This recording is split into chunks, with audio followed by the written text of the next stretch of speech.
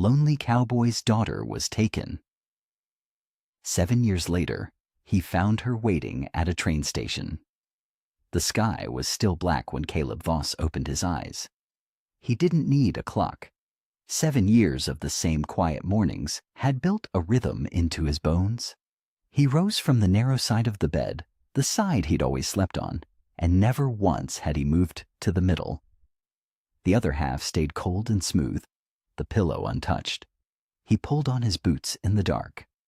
Outside, the prairie stretched out flat and silver under the last of the stars. A cold wind pushed across the grass. Caleb walked to the barn with his breath making little clouds in the air. The horses stirred when they heard him coming. "Morning," he said softly. Old Dusty, the gray mare, pressed her nose against his shoulder. Caleb rubbed her neck and filled the trough with feed. There was another horse beside her, a smaller chestnut, named Biscuit. That one had been Eleanor's.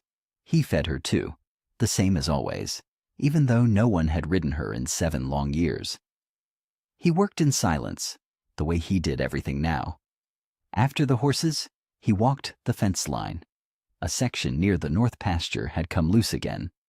Caleb knelt in the wet grass and hammered the post back into place, his hands steady and sure. He knew this land better than he knew his own face in the mirror. Every gopher hole, every stubborn rock, every place where the wildflowers came up in spring. Before you continue listening, please let me know where in the world are you watching from today. Now back to the story. He fixed the fence because it needed fixing, not because anyone would ever see it. When the sun finally lifted over the edge of the world, Caleb went inside to make breakfast.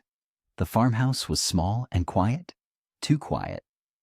He cracked 2 eggs into a pan and fried them, then poured himself a cup of black coffee. Out of habit, without even thinking, he reached up and took down a second cup. He set it on the table across from his own. Then he stopped.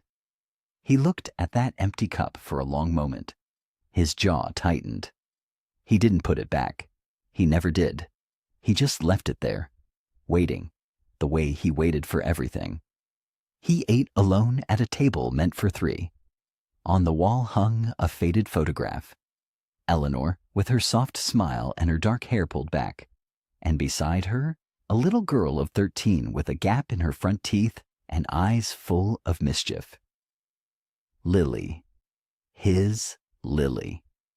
The house was full of them and empty of them at the same time. Eleanor's shawl still hung by the door. Her reading glasses still sat on the shelf beside her favorite book, the ribbon marking a page she would never finish. Caleb had never moved a thing. He couldn't. Down the hall was a room he passed, but rarely entered. Lily's room. Her bed was still made the way she'd left it. A ragged stuffed rabbit rested against the pillow. Drawings she'd made as a child were still pinned to the wall, curling now at the edges. It was frozen in time, a room waiting for a girl who never came back. Eleanor had died when Lily was 13. Fever took her fast, before Caleb could even understand it was happening. And then, in the storm of grief that followed, came the fight. A bitter, ugly family dispute over who would raise the girl. Words were spoken that could not be unspoken. Papers were signed. And one gray morning, Lily was gone. She had promised him. Standing at the old train station, her small suitcase in her hand, she'd looked back at him with tears in her eyes. "I'll come back someday, Papa." But she never did. For 7 years, Caleb had blamed himself. He wasn't enough. He couldn't hold his family together. He'd failed Eleanor, and he'd failed their little girl. That belief lived in him, like a stone he carried everywhere. That evening, he sat on the porch and watched the sun go down. The land glowed gold and red before him. His land. The land the bank might soon take. The land he could no longer afford to keep. Everything was slipping away, same as it always had. He reached into his shirt pocket and pulled out a small photograph. Lily, laughing, no more than 8 years old. "You'll come home someday," he whispered. "I still believe it." He looked at her little face in the fading light. "Even if you don't remember me anymore." The next morning came gray and heavy. Caleb loaded his saddlebags and mounted Dusty, pointing her toward town. The winter was coming, and the ranch showed its age everywhere he looked. The barn roof needed nails. The stovepipe was rusting through. If he wanted the animals to make it through the cold, he needed supplies. The ride into town took the better part of 2 hours. Caleb kept his eyes on the wide sky as he went. He had lived on the prairie long enough to read the weather like a book, and the book was warning him. Far off to the west, clouds were stacking up, dark and tall, like a wall of stone building itself against the horizon. In town, Caleb moved quickly. He tied Dusty outside the general store and stepped inside. The bell above the door gave a tired jingle. "Morning, Caleb," said the shopkeeper, a round man named Harold. He said it kindly, but there was something careful in his voice. The same careful tone everyone used with Caleb these days, like they were speaking to a man made of glass. "Harold." Caleb pulled his list from his pocket. "Nails, a roll of wire, coffee, and whatever oats you can spare." Harold nodded and started gathering the goods. "Storm's coming in," he said, glancing out the window. "You sure you want to head back today?" "I'll be all right." But Caleb wasn't so sure. By the time he had loaded the supplies onto Dusty and started for home, the sky had turned a deep and angry green. The wind came first, low and mean, bending the tall grass sideways. Then the rain. It fell in sheets, cold and hard, stinging his face. Dusty tossed her head and slowed. Caleb pulled his hat down low, but the water found every gap in his coat. Lightning cracked somewhere close, and thunder rolled across the flatland like a wagon full of stones. He knew he couldn't ride through this. Not safely. Then he saw it, rising out of the gray like a ghost. The old train station. Abandoned now for years, its windows dark and empty, its paint long peeled away. The trains had stopped coming through a long time ago, but the platform still stood, and part of the roof still held. Caleb rode for it. He guided Dusty under the overhang and swung down from the saddle. The rain hammered against the tin roof above him, loud as a drum. He pressed his back to the old wooden wall and waited, watching the storm throw itself across the prairie. This was the place. He knew it too well. This was where he had last held his daughter, where she had promised to come home. Standing here now, soaked to the bone, he felt the old ache rise up in his chest like a tide. He closed his eyes and waited for the storm to pass. It took a long time. Slowly, the rain softened. The thunder moved off to the east, grumbling as it went. The green faded from the sky, and the clouds began to break apart. Through the gaps, the last light of day poured out, gold and gentle, catching on every wet blade of grass and every dripping edge of the old roof. Dusk was settling in. The storm was leaving as fast as it had come. Caleb pushed off the wall and stepped out onto the platform to check on Dusty. That was when he saw her. A young woman stood beside the train tracks, alone. A small suitcase rested by her feet, its handle gripped tight in her hand. She was soaked through, her dark hair clinging to her face, and she was looking right at him. Her eyes were wide and uncertain, but she did not move. Caleb went still. There was something about the way she stood, something in the shape of her. And then he saw it. Around her neck, catching the last of the light, hung a necklace. A small silver locket on a thin chain. He knew that necklace. He knew every curve of it. He had held it in his own hands. He had buried it. It was Eleanor's. His heart pounded against his ribs. His mouth went dry. The young woman took a small step forward. Her voice trembled when she spoke. "Are you Caleb Voss?" Caleb could not speak. The name hung in the wet air between them, waiting. Are you Caleb Voss? She asked again. His boots felt heavy as stone. He took one slow step onto the platform, then another. The rain still dripped from the edge of the roof, tapping a soft rhythm against the wooden boards. He was afraid to move too fast, afraid that if he blinked, she would vanish like the storm. I am, he managed. His voice came out rough and cracked. The young woman swallowed hard. Her hand tightened around the suitcase handle until her knuckles went pale. My name is Lily, she said. Lily Voss. The world seemed to tilt beneath him. Caleb stopped where he stood. He looked at her face, really looked, past the wet hair and the trembling chin. And there she was. Eleanor's eyes, his own stubborn jaw, the little girl he had carried on his shoulders across the yard, grown tall and thin and standing before him like a ghost made real. Lily, he whispered. It was not a question. It was a prayer he had said 1,000 times in the dark, alone at a table set for 3. I know this is strange, she said quickly, the words tumbling out. I know you weren't expecting me. I didn't know where else to go. I didn't even know if you'd still be here, but the man in town said the Voss Ranch was still standing, and I thought maybe... She stopped. Her eyes filled, though she blinked hard to hold it back. Caleb's gaze dropped to the locket at her throat, that small silver oval, catching the last gold of the fading light. His hand rose halfway toward it before he caught himself. That necklace, he said. Where did you get that necklace? Lily's fingers went to it, protective. It was my mother's. It's the only thing I have left of her. Caleb's chest caved inward. He had placed that locket in Eleanor's hands himself. He had folded her fingers around it before they closed the lid. He did not understand how it could be here, warm against the neck of his living daughter. He did not understand any of it, but it did not matter. Not right now. You're soaked to the bone, he said, because it was the only true thing he could hold on to. And that suitcase looks half drowned.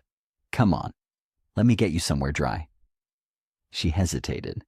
He saw the doubt flicker across her face, the same doubt he felt in his own bones. 2 strangers who were not strangers at all. It's a bit of a ride, he added softer now. But there's a fire, and a roof that mostly keeps the rain out. After a long moment, Lily nodded. He helped her up onto Dusty and swung up behind her, careful to leave space, careful not to crowd her. They rode through the dripping dusk in silence, the prairie washed clean and glittering all around them. Caleb kept glancing down at her wet hair, half certain he was dreaming. By the time they reached the ranch, full night had come. Caleb lit the lamps and stoked the stove until the little farmhouse glowed warm. He gave Lily a dry blanket and set about making the only supper he knew how to make. Beans, salt pork, and bread going a day stale. They sat across from each other at the old wooden table. The same table set for 3, though tonight, for the first time in 7 years, one more seat was filled. For a while, neither of them ate. They only looked at each other, drowning in all the years and all the questions. I used to think about this, Lily said quietly. Coming back here. What, I would say. She pushed a bean across her plate with her fork.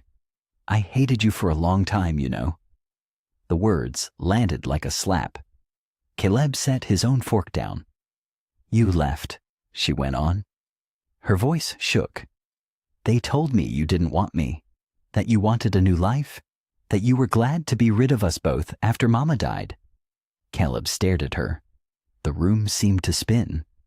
Lily, he said, I never left you. I never stopped looking, not for one single day. She looked up at him, and in her wide, hurt eyes, Caleb saw a truth that turned his blood to ice. They remembered the same 7 years, but they remembered them completely different. Morning came soft and gray over the prairie. Caleb had been awake for hours before the sun climbed. old habits. He fed the horses. He checked the fences that did not need checking. But this morning, his hands kept fumbling. His mind kept drifting back to the little farmhouse where his daughter slept under a roof he had prayed she would return to. When he came back inside, he moved quiet as a mouse. He did not want to wake her. He set water to boil and cut what was left of the bread. He wished he had eggs. He wished he had something better than beans and salt pork to give her. He wished he knew how to talk to his own child. The floorboards creaked behind him. Caleb turned. Lily stood in the hallway, wearing one of Eleanor's old shawls she must have found folded in the spare room. Her hair was loose. In the pale light, she looked so much like her mother that his breath caught. "Morning," he said. "There's coffee if you want it, and bread. It's not much."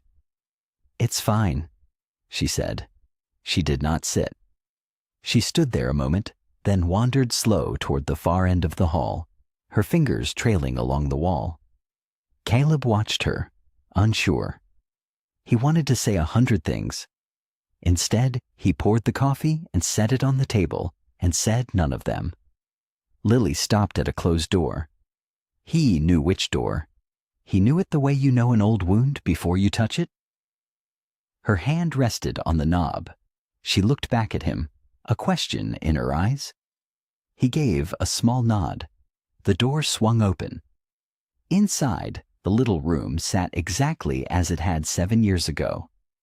A narrow bed with a quilt Eleanor had stitched by hand, patchwork squares of blue and yellow, a shelf of small carved animals Caleb had whittled by lamplight, a horse, a rabbit, a bird with one crooked wing, a rag doll propped against the pillow, its yarn hair still tied in 2 braids. On the windowsill sat a jar of dried prairie flowers, brown and brittle now, but still standing. Lily stepped inside slowly. Her hand went to her mouth. "You kept it," she whispered. "You kept all of it." Caleb stood in the doorway. His throat was tight. "I couldn't change it," he said. "Every time I thought about packing it away, it felt like giving up, like saying you weren't coming back." He looked at the crooked-winged bird. "So I just left it. For 7 years, I left it exactly how you left it." Lily sat down on the edge of the bed. She picked up the rag doll and held it against her chest. Her shoulders shook, just once, before she went still. "They told me you gave everything away," she said. "That you sold the ranch, that you forgot us." Caleb felt something break loose inside him. He crossed the room and knelt down in front of the old storage chest at the foot of the bed. His hands were trembling now. "I need to show you something," he said. He threw open the lid. Beneath a folded horse blanket and a stack of Eleanor's old dresses, his fingers found the thing he had buried there long ago, a bundle of letters, tied with twine, thick as a brick and yellowed with age. He lifted it out and held it in both hands like something holy. "These are the letters I wrote you," he said. His voice cracked. "1 a month, sometimes more. Every birthday, every Christmas, every time I couldn't stand the silence." He turned the bundle so she could see. They all came back, every single one, marked "Return to Sender." I stopped mailing them after a while, but I never stopped writing. Lily stared at the letters. The color drained from her face. "I never got a single one," she whispered. She stood up, the doll falling from her lap. "Papa," she said, and the word slipped out before she could catch it. "I wrote to you too. For years, I sent them to the ranch. I begged you to answer." Her eyes went wide with horror. "You never wrote back. That's how I knew you didn't want me." Caleb rose slowly to his feet, the bundle still clutched in his hands. They looked at each other across the little room. And the truth settled over them both, cold and terrible. "Somebody," Caleb said slowly, "kept them from us. On purpose." They sat at the kitchen table as the afternoon light stretched long and gold across the floor. The bundle of letters lay between them. Neither one had touched it since Caleb set it down. It sat there like a wound they were both afraid to open again. Lily wrapped her hands around the coffee cup, though the coffee had gone cold hours ago. "After Mama died," she said quietly. "They came for me the same week. I remember the black carriage. I remember thinking it was too shiny, too clean for a place like this." She stared into the cup. "They told me I was going to live somewhere better, somewhere with real beds and real food, a place where a little girl could grow up proper." Caleb sat very still. He did not want to move.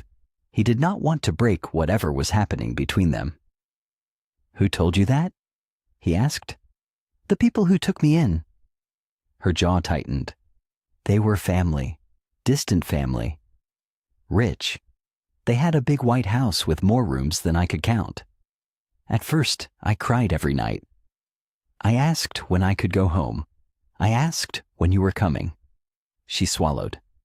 "And they kept telling me the same thing, over and over, until I believed it." "What did they tell you?" Lily looked up at him then. Her eyes were wet, but her voice stayed steady. "They said you wanted a new life. They said losing Mama broke something in you, and you couldn't stand to look at me because I reminded you of her."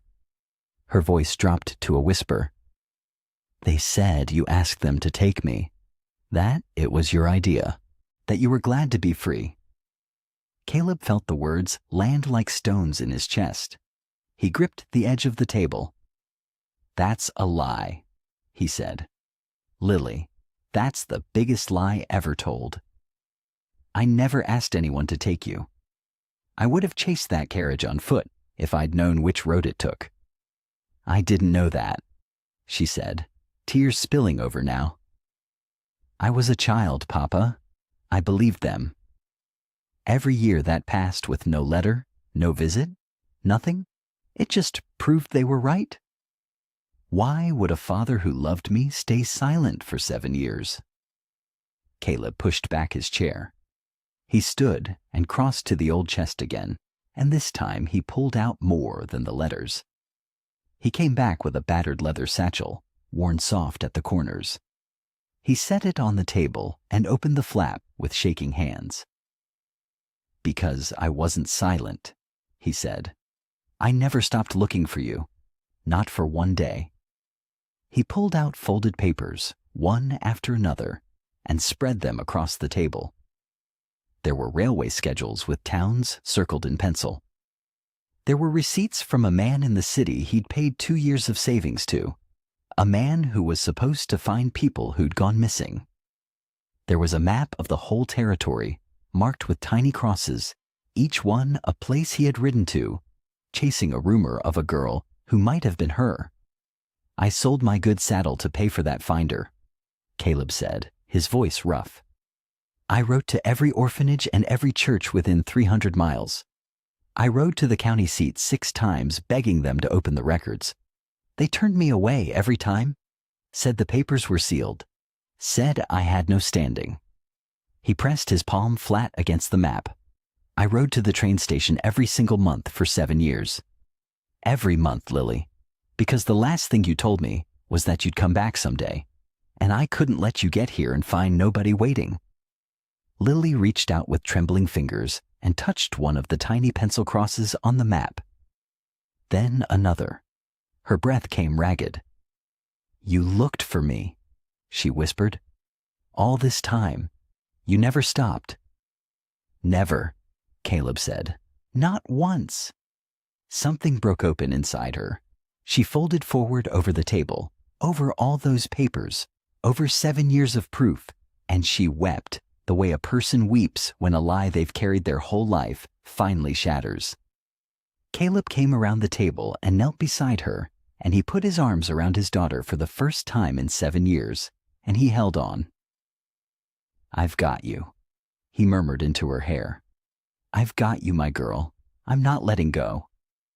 Lily turned and clung to him, her face buried against his shoulder, her whole body shaking. "I thought you didn't want me," she sobbed. All those years I thought you didn't want me. I wanted nothing else in this whole world, Caleb said. Nothing else. Just you. They stayed like that a long while in the gold light, holding on to each other. The letters lay scattered around them. Neither of them knew whose hand had turned them back. Neither of them knew who had built the terrible lie brick by brick and kept a father and daughter apart for 7 long years. But they knew now that they had both been telling the truth. And for the first time since the day that shiny black carriage came, they were together. The morning came soft and pink over the prairie. Caleb was up before the sun, same as always, but something felt different in his bones. He stood on the porch with 2 cups of coffee and waited. Lily came out rubbing sleep from her eyes. Her hair was loose around her shoulders. She looked so much like Eleanor that his breath caught for a second. "Morning," she said. Her voice was still shy. "Morning." He held out the cup. "You take it black?" "I don't know," she admitted. "Nobody ever asked me before." He smiled a little. "Then we'll find out together." They started with the fence line on the east pasture. Half the posts had gone soft with rot. Caleb showed her how to sink a new one deep, how to pack the dirt tight so it wouldn't wobble in the wind. Lily worked hard. She had calluses forming on her palms by noon, but she never once complained. "You're stubborn," Caleb said, watching her wrestle with a stubborn post.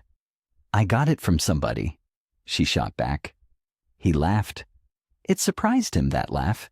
It felt rusty coming out, like a gate that hadn't swung in years. The awkwardness between them melted slow, like frost under morning light. They talked in small pieces at first. He told her the names of the horses. She told him about the books she used to read at night when the big white house felt too quiet. He told her which fields flooded in spring. She told him she'd never learn to swim. "We'll fix that come summer," he said, and then he caught himself. Come summer. As if she'd still be here, as if they had a future stretching out ahead of them. Lily heard it too. She didn't say anything, but she smiled down at the fence post, and that was enough. By afternoon, they moved to the barn. A section of the roof had caved in during a storm 2 winters back. Caleb had never gotten around to fixing it. There'd been no reason to. Now there was. He climbed up top while Lily handed boards to him from below. The sun warmed the old wood. Dust danced gold in the light, coming through the gaps. "Careful up there, old man," she called. "Old man," he repeated. "I'll have you know I could ride a green colt when I was half your age." "Sure you could. I could rope a steer at 40 paces. Uh-huh." He grinned and kept hammering. The teasing felt like something precious, like a language they were relearning together. When the light started to fade, they came inside. Caleb cooked the only thing he knew how to make well, a thick beef stew with biscuits, the way Eleanor had taught him long ago. He set the table for 2. He kept staring at the second plate. For 7 years that chair had sat empty. Now it held his daughter. They ate slow. The kitchen was warm. Outside, the crickets started up their evening song. "Tell me a story," Lily said suddenly. "About before, about when you were young." So he did. He told her about the time he'd tried to impress Eleanor by riding the wildest horse in the county, a big black mare with a mean streak. "I climbed on real proud," Caleb said, waving his spoon. "Tipped my hat to your mama like some kind of hero. And that mare, she took about 2 steps, then dropped her head and sent me sailing clean over the fence into Widow Parsons' laundry line. I came up wearing somebody's long johns on my head." Lily pressed her hand to her mouth. Then it happened. She laughed. A real laugh, bright and full, spilling out of her like water. It filled the whole kitchen. Caleb stopped talking. He just looked at her. That laugh was the most beautiful sound he'd heard in 7 years. Something warm and long-buried rose up inside his chest. Hope. Plain and simple hope. There she is, he said softly. There's my girl. Lily's laughter faded slow, and then her face changed. The light went out of it. She set down her spoon and stared at her hands. Papa, she said quietly, there's something I have to tell you. Something I came here to say. She looked up at him. I didn't only come back to find you. I came because I know a secret, a dangerous one, and it puts everything you have in danger too. The night air had gone still by the time they finished talking. Lily's words hung between them like smoke. Caleb had wanted to press her right then, but she looked so tired.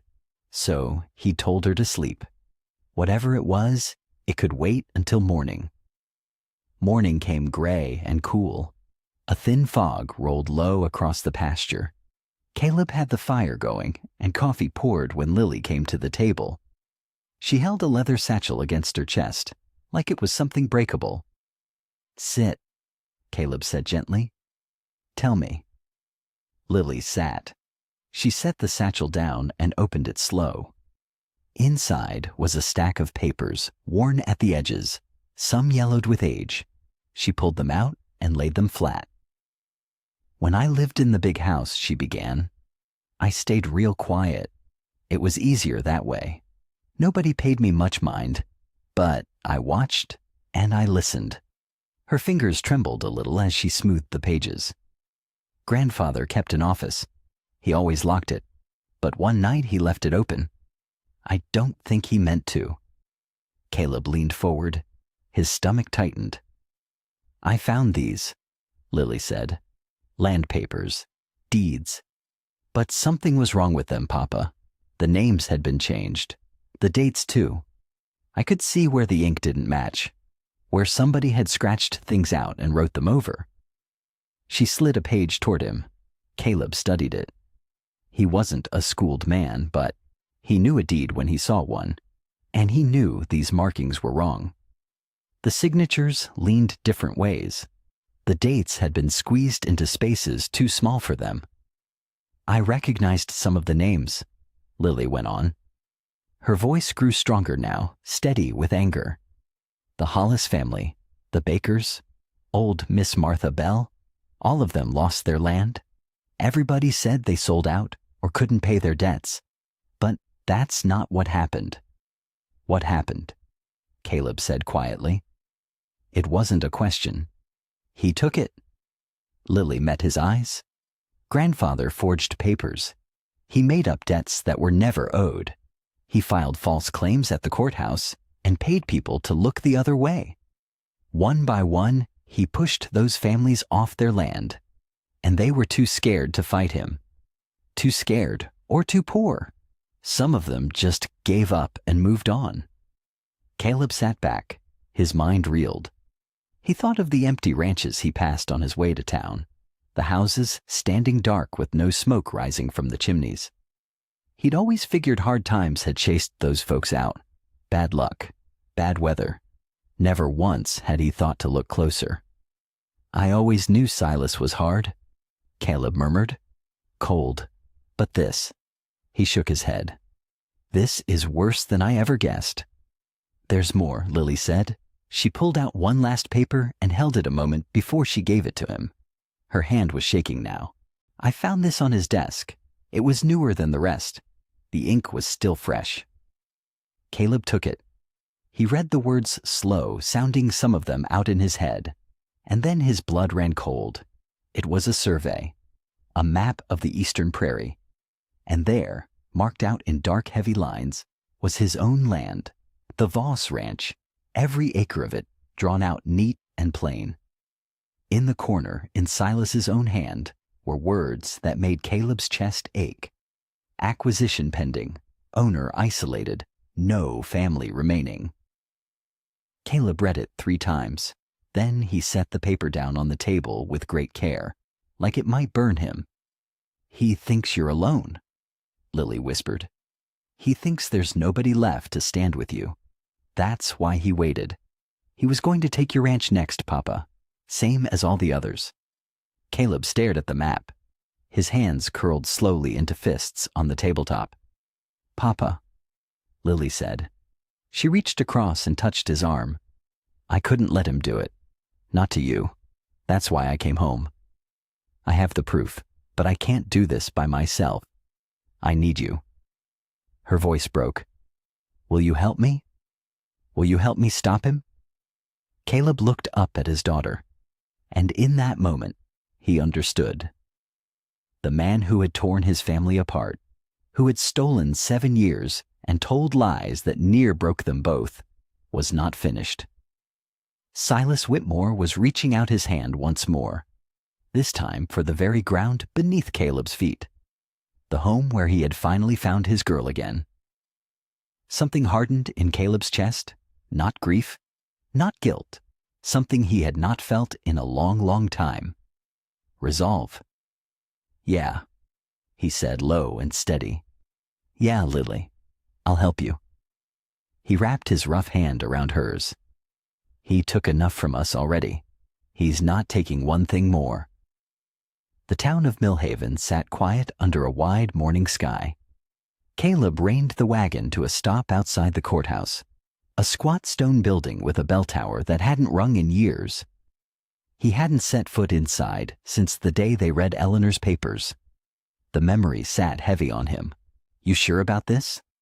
Lily asked beside him. No, Caleb said honestly, but we're doing it anyway. They climbed the steps together.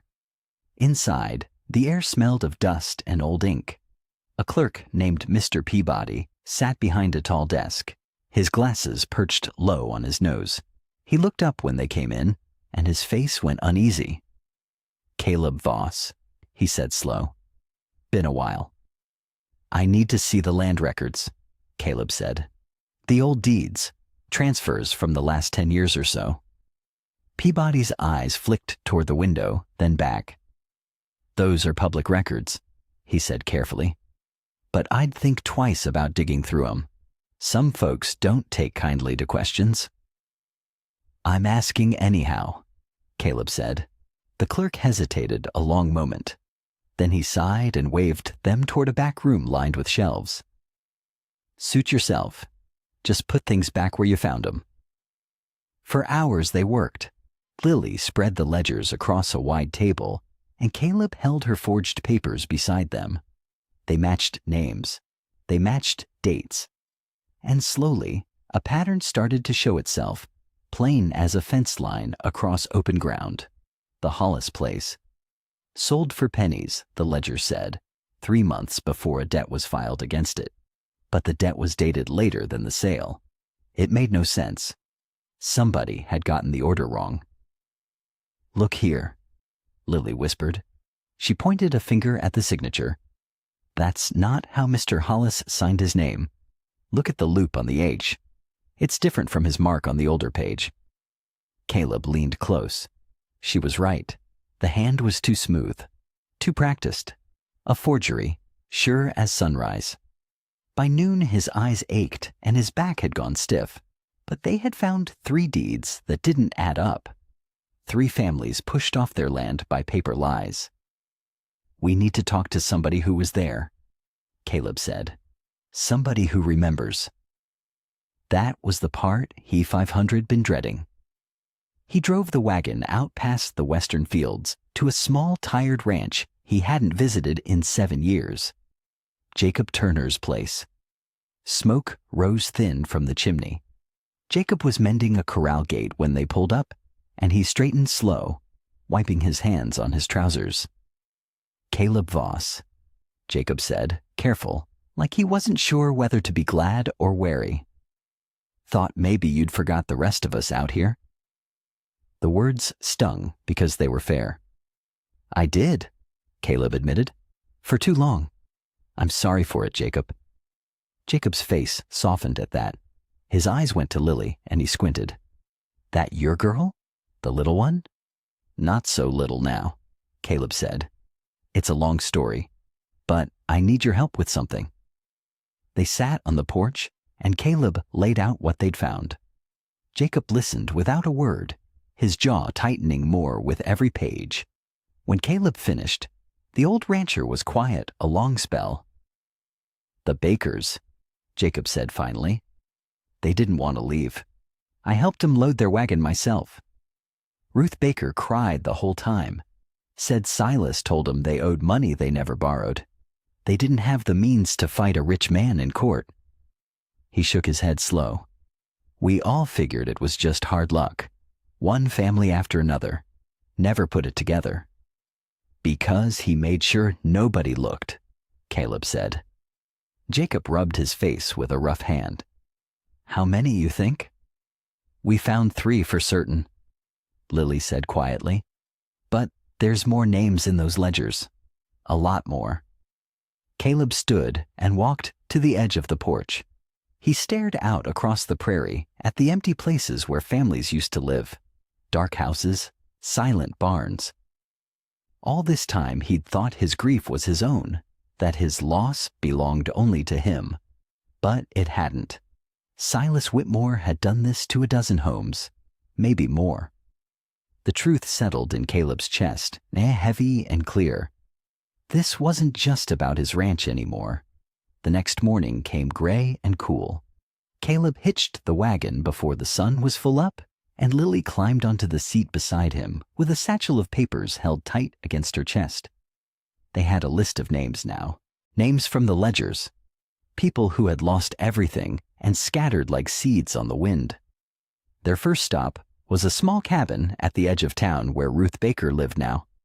She was old and bent, her hands twisted with years of hard work. She opened the door slow when they knocked, peering out with tired eyes. "Ruth," Caleb said gently, hat in his hands. "You may not remember me. Caleb Voss." Her face changed when she heard the name. "I remember," she said. "Your Eleanor brought me soup when my boy took sick." "Good woman." "She was," Caleb said. "May we come in?" She let them sit at her little table. There was hardly anything in the cabin. A chair, a cold stove, a single lamp. This was what was left of a family that once owned 200 acres of good grazing land. Lily laid out the papers. "Mrs. Baker, we found something. Your old deed. We think Silas Whitmore forced you off your land with lies?" Ruth's eyes filled slow, like a well after rain. "We owed him nothing," she whispered. "Nothing. But he came with papers and lawyers and told my husband we'd be jailed if we didn't sign. My Harold, he couldn't sleep after that. Worried himself into an early grave." She wiped her cheek with the back of her hand. "Nobody would listen." "Who listens to poor folks against a man like that?" "We're listening," Lily said softly. They visited 3 more that day. An old man named Fletcher who lived above the feed store now, sweeping floors for a bed, a widow named Cora who shared a room with her sister, and a rancher called Amos Pratt who still carried the anger in his eyes 7 years later. Each one told the same story with different faces. Debts they never made, papers they never signed, threats whispered in dark rooms. Silas Whitmore always smiling in public, always cruel in private. "He came to my door with the sheriff standing behind him," Amos said, his voice like gravel. "Told me the law was on his side, and it was. He owned the law same as he owned everything else." By the time the sun dipped low, Caleb's heart felt heavy as stone. So much pain, so many good people broken by one greedy man, and all of it hidden in plain sight while the town looked away. Their last stop was the farthest out, a weathered homestead where Martha Bell lived alone. She was small and gray, but her eyes were sharp as a hawk's. She listened to everything without saying a word, her hands folded on the table. When Caleb finished, she sat quiet for a long time. "I've been waiting a lot of years for somebody to ask," she finally said. "My husband Ned kept records, copies of the real papers, before Silas changed them. He hid them because he knew deep down that someday it would matter." She stood slow and crossed to an old trunk in the corner. She lifted out a bundle, wrapped in oilcloth. He died believing nobody would ever be brave enough to fight. She set the bundle on the table. "I'll testify," Martha said. "I'll stand up in that courthouse and tell every soul what that man did to us." Lily's breath caught. "You will?" "I'm too old to be scared of Silas Whitmore anymore," Martha said. Then her face grew serious and she leaned forward. "But you listen to me, Caleb Voss. You need to understand what you're taking on. Silas has friends, judges who owe him, bankers who fear him, men in high places who'd lose everything if his name went down." She fixed him with those sharp eyes. "He won't just fight you. He'll come at you with everything he's got. Your ranch, your name, your girl. He'll try to break you." Caleb met her gaze steady. He thought of Eleanor. He thought of the empty homes across the prairie. He thought of Lily beside him. "Let him try," Caleb said quietly. He understood now, clear as day. They were going after the most dangerous man in the county, and there was no turning back. The wagon rolled home under a sky the color of old ash. Neither of them spoke much on the ride back. The bundle Martha gave them sat between them, wrapped tight in oilcloth, heavy with all the years of silence it carried. By the time they reached the ranch, the first stars were poking through the dark. Caleb tended the horses while Lily lit the lamp inside. When he came in, she was already standing in the middle of the front room, looking around like she was seeing it new. "Papa," she said. It still made his chest ache to hear it. If grandfather did all this, hid all this, then Mama might have known something. She was smart. She saw things. Caleb nodded slow. He had thought the same thing on the ride home, though he had been afraid to say it out loud. "Your mother kept everything," he said. "Every letter, every note.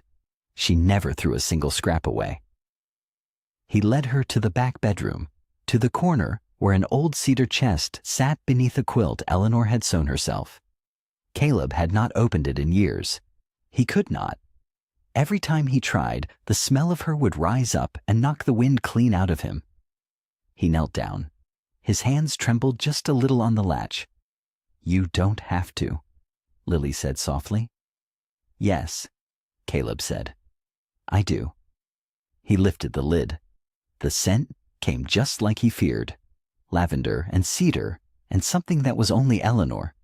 For a moment, he could not breathe at all. Then Lily's hand rested warm on his shoulder, and somehow that made it bearable. Inside were the pieces of a life, a folded shawl, a small Bible with worn pages, a ribbon Lily had worn as a baby. Caleb lifted each thing careful, like it might break, and set them aside. "Look," Lily whispered. At the bottom lay a wooden box, plain and simple, tied with string. Caleb pulled it out and set it on the bed. His fingers worked the knot loose.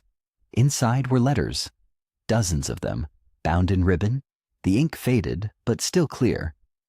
Lily picked up the top one. Her eyes moved across the page and her whole face went still. "What is it?" Caleb asked. She did not answer right away. Her hand had started to shake. Then she read aloud, her voice thin and careful. "Silas, I am writing to you one more time, though I know you will not listen. Stop this. Stop coming between Caleb and Lily.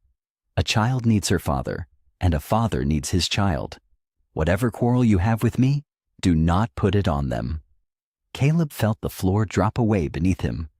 He took the letter from her hands and read it again with his own eyes, slow, needing to be sure it was real. There were more.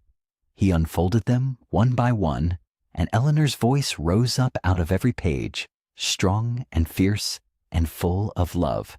"I know what you are trying to do," one read. "I know you want Caleb's land. I know you have poisoned people against him. But I will not stay quiet. As long as I have breath, I will fight you." Another was dated only weeks before she died. Her handwriting was weaker there, the letters shaky, but the words burned just as bright. You think grief will do your work for you. You think when I am gone, you will finally break this family. You are wrong, Silas. Love does not die when I do. It will find its way back to them. A family is worth more than any piece of earth, but land without love becomes nothing but dirt. Caleb set the letter down. His eyes were wet, and he did not try to hide it. All those years, all those long, empty years he had spent believing he was not enough, believing Lily had chosen to leave, and the whole time Eleanor had known. She had seen the truth. She had fought Silas with her own 2 hands, right up until her last breath. She never stopped, Caleb said, his voice breaking. She was fighting for us even when she was dying.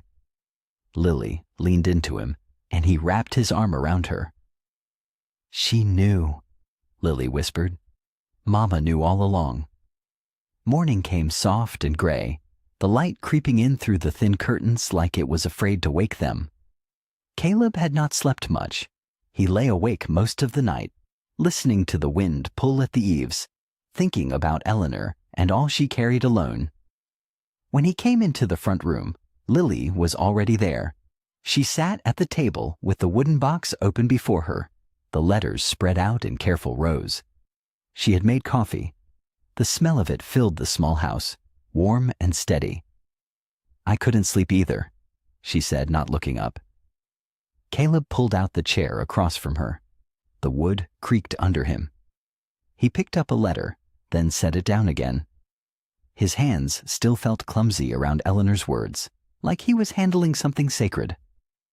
Read them with me, he said. So they did. They worked through the pile slow, one letter at a time. Eleanor had written them across many months, some short, some long, all of them fierce with love. As the morning wore on, the story began to take shape between them, dark and clear, like a stain spreading across white cloth. Here, Lily said. Her voice had gone quiet. This one is about after Mama passed. Caleb leaned in. But this letter was not in Eleanor's hand. It was a copy of something, written in a stiff, formal script, a record of some kind. It's about the custody, Lily said. Mama must have gotten hold of it somehow, or someone gave it to her before she died. She read it aloud, and each word landed like a stone. The paper spoke of a hearing, a dispute over who would raise the child Lily Voss after her mother's death. It named men Caleb had never met, judges, lawyers, men from the county seat who had never once set foot on his land or looked him in the eye. And it named Silas Whitmore again and again as the man who had come forward with concerns. Concerns, Caleb repeated. The word tasted bitter. Lily kept reading. Her hand had begun to shake, just like the night before. They say here that you were unfit, Papa, that you were unstable, that after Mama died, you fell into drink and could not care for a child. She looked up, her eyes bright and hard. That isn't true, is it? No, Caleb said. His voice came out rough. I grieved. God knows I grieved. But I never touched a drop. I would have crawled across the whole prairie on my hands and knees to keep you. I know, Lily whispered. I know that now. She turned the page. There was more. Statements, signed by people who claimed to have seen things they never saw. A report saying Caleb had shown no interest in the child. A note claiming he had signed papers giving her up. I never signed anything, Caleb said. He stood up so fast, the chair nearly tipped. He paced to the window and gripped the sill. They told me you were gone. They told me your grandfather had taken you east, that you were being cared for by good people, that it was your mother's wish. Silas came to this house himself. He stood in that doorway and told me you did not want a farmer for a father, that you wanted a better life. Lily's face crumpled. They told me the same thing, she said, backward. They told me you gave me up, that you signed the papers gladly, that you wanted to start over without me. Every time I asked to write you, Grandfather said you had sent word. He said you wanted to be left alone. Caleb turned from the window. For a long moment, they only looked at each other across the small room, and the truth settled over them both like cold water. He told you I left, Caleb said slowly. And he told you I left, Lily answered. The same lie. Caleb's voice broke on the words. The same lie twice over. He built a wall between us out of nothing but words, and we both believed it because we had no reason not to. Lily rose and crossed the room. She put her arms around him, and he held her tight, the way he should have been able to for 7 long years. We were never lost to each other, she said into his shoulder. We were stolen. They stayed like that for a long while. Then, without a word, Caleb reached for his hat by the door. Come with me, he said. There's something I want to show you. They stepped out into the morning. The gray had burned off, and the sun lay soft and gold across the prairie. The grass stood tall and green from the storm, bending gentle in the breeze. Somewhere far off, a meadowlark called. Caleb led her down the worn path that ran behind the barn. Lily walked beside him, her hands tucked into the pockets of her mother's old coat. For a time, neither of them spoke. There was no need. The land spoke for them.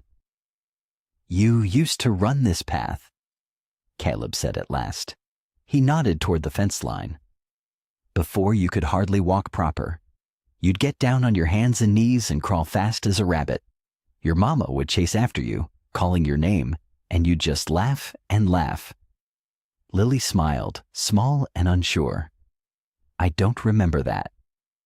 You were too little. Caleb's eyes crinkled.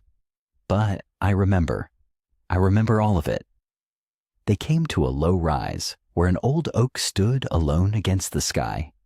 Its branches spread wide, throwing cool shade over the grass. Caleb rested his hand on the rough bark. I built you a swing here once, he said. Tied a rope and a plank of wood right up there on that thick branch. You must have been 3. You wanted me to push you higher and higher, and every time you'd shout, More, Papa, more. His voice caught. You called me Papa back then like it was the easiest word in the world.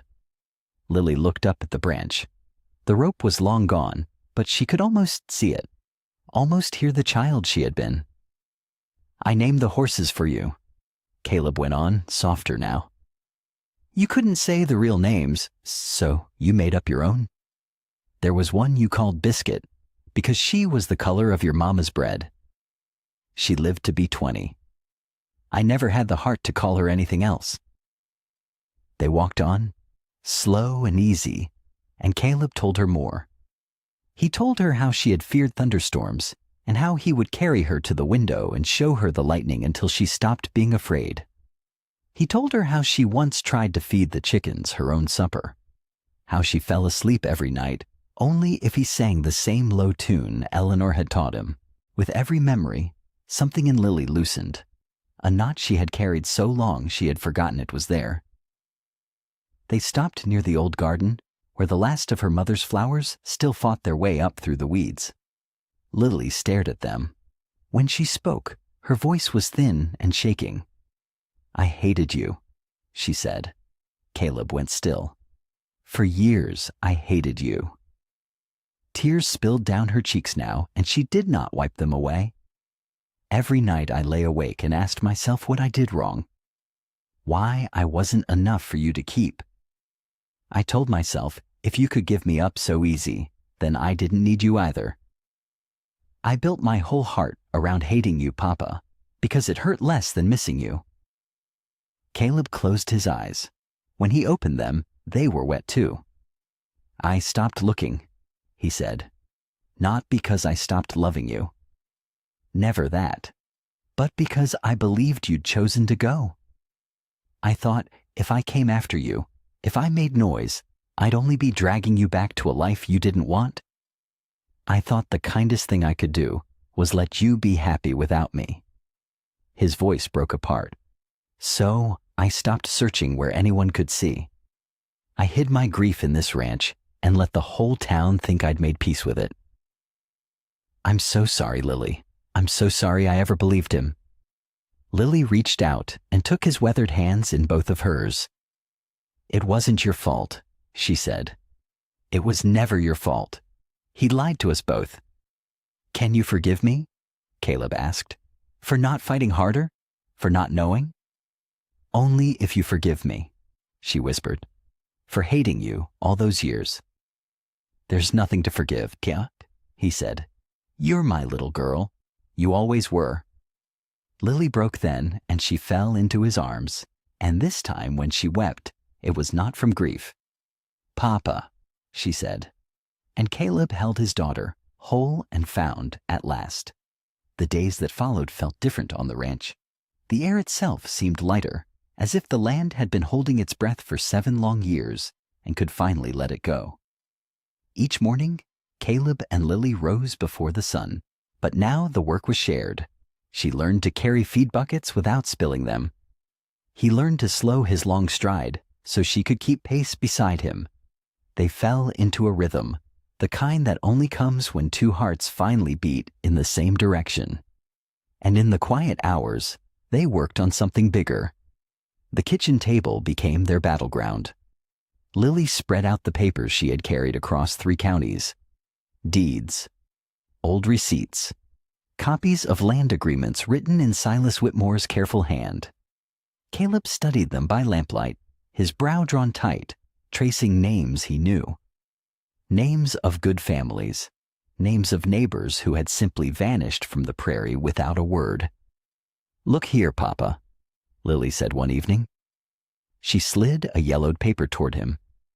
"The Harlan place, sold for almost nothing. 3 weeks after old man Harlan's barn burned down." Caleb's jaw tightened. He remembered that fire. He remembered how Silas had shown up the next day, hat in hand, offering to help. Everyone had thought him a saint. "He never helped anybody but himself," Caleb said quietly. They rode out together to check the county records. They talked to a clerk who grew nervous the moment Silas's name left Caleb's mouth. They found gaps where documents should have been, pages torn clean out, whole years missing from the books. Every missing piece told the same story. Silas Whitmore had spent decades building his fortune on fear and forgery, and no one had ever dared to say so out loud. Until now. Word travels fast on the prairie. It rides the wind from ranch to ranch, carried by feed wagons and church socials and men leaning on fence posts. And the word that spread now was one no one had expected to hear. Caleb Voss was standing up to Silas Whitmore. At first, people did not believe it. Caleb Voss, the man who had not spoken more than 10 words in town for 7 years? The lonely cowboy who kept to himself and his ghosts? They shook their heads and said it could not be true. But then they saw him, riding into town with his shoulders squared, his daughter beside him, her chin high, her mother's necklace catching the light. And something in the way they carried themselves made folks look twice. Old Martha Bell was the first to come forward. She showed up at the ranch on a Tuesday, driving a rickety wagon pulled by a mule older than she was. Caleb met her in the yard, surprised. He had not seen the widow in years. "I heard what you're doing," she said, climbing down slow and careful. Her eyes, sharp as flint, moved from Caleb to Lily. "Is it true? You aiming to go after Whitmore?" "It's true," Caleb said. Martha was quiet a long moment. Then she reached into her coat and pulled out a folded piece of paper, soft and worn from years of hiding. "My Harold kept this," she said. Her hands trembled. "Before he passed. It's a letter Silas sent us, threatening to take the water rights unless we sold cheap. Harold always said someone ought to have it. Said maybe someday somebody brave enough would come along." She pressed it into Caleb's hands. "Reckon that day's finally here." Caleb looked down at the paper. then up at the old woman. His throat felt thick. "Thank you, Martha," he managed. "Don't thank me yet," she said. But her eyes were wet, and there was steel in her voice. "Just don't back down. Too many of us backed down already. Look where it got us." Martha was only the first. Over the next few days, others came. A neighbor named Jacob Turner rode over one evening and stayed till dark, sharing what he remembered. A rancher who had lost his uncle's land showed up with a shoebox full of old letters. Little by little, the fear that had gripped the town for so long began to crack, and in kitchens and barns all across the prairie, people began to whisper a thought they had never dared speak before. Maybe Silas Whitmore was not the great man he pretended to be. Maybe his whole empire had been built not on honesty, but on fear. The morning came bright and clear, the kind of day that felt like a gift after a long spell of gray. Caleb woke to the sound of wagons. He stepped onto the porch, coffee steaming in his hand, and stopped cold. They were coming up the road. Not one wagon, not two. A whole line of them stretching back toward the horizon. Feed carts and buckboards, men on horseback, women with baskets balanced on their laps. Dust rose gentle behind them, catching the early light. Lily came to stand beside him, still tying her hair back. "Papa," she breathed. "Who are they?" Caleb could not speak for a moment. He recognized every face. There was Jacob Turner, waving his hat. Behind him rode two of the Miller boys, grown tall since Caleb had last seen them. Martha Bell rattled along in her old wagon, her chin set proud, and behind her came more. Neighbors he had not shared a word with in years. Folks he had let slip out of his life while he hid inside his grief. They had come to help. Jacob reined up in the yard and swung down. "Heard your fences were in a sorry state," he said, grinning. "Figured a man can't fight Silas Whitmore and mend posts at the same time. So we came to lend a hand." Caleb's throat tightened. He opened his mouth, but the words would not come. "You don't have to say nothing," Martha called out, climbing down from her wagon. "Just point us to the tools." And so the work began. It was a sight Caleb thought he would never see again. Men lined the broken fences, digging fresh holes and setting new posts deep in the prairie soil. Boys hauled water. Women spread blankets under the big cottonwood and laid out more food than the ranch had seen in a decade. Fried chicken, cornbread, pies still warm from someone's oven. Hammers rang out across the land. Laughter rose with the dust. Somewhere near the barn, someone started singing an old hymn, and others joined in, their voices carrying across the fields. Caleb worked alongside them all. He drove posts until his shoulders ached, and it was a good ache, the kind that reminded a man he was alive. He caught himself smiling. He caught himself laughing too at one of Jacob's foolish jokes, and the sound surprised him. It had been so long. Lily worked right beside her father. He watched her carry a bundle of wire to old Martha, watched the two women talk and laugh together like they had known each other all their lives. Something warm bloomed in his chest.